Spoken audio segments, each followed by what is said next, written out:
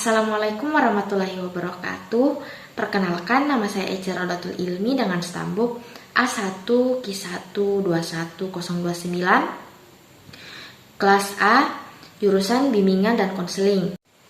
Saya membuat video ini dengan tujuan guna memenuhi ujian MIT mata kuliah bimbingan konseling pribadi dan sosial.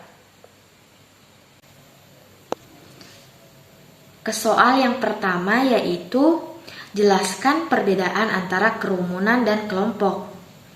Jawaban saya adalah, menurut pemahaman saya, kerumunan merupakan bagian dari kelompok sosial tetapi hanya bersifat sementara, sedangkan kelompok adalah sekelompok orang yang terorganisir dan memiliki tujuan yang sama.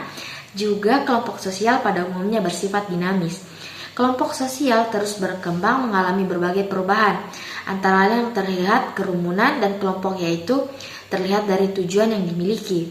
Dalam kelompok sudah jelas memiliki tujuan yang sama, sedangkan kerumunan belum tentu memiliki tujuan yang sama.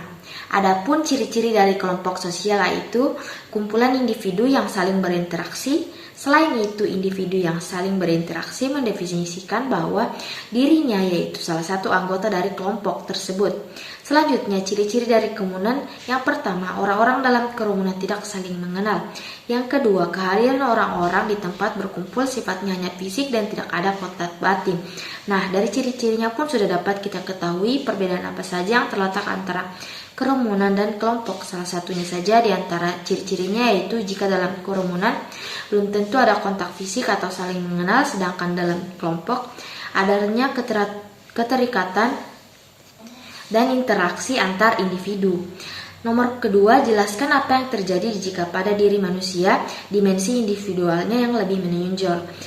Jawaban saya, menurut saya adalah, maka yang terjadi, individu tersebut akan lebih mengeluarkan minat serta bakat yang berada di dalam dirinya, guna mengasah kekhasan yang terletak dalam dirinya. Lalu soal yang ketiga, jelaskan apa yang dimaksud tugas perkembangan.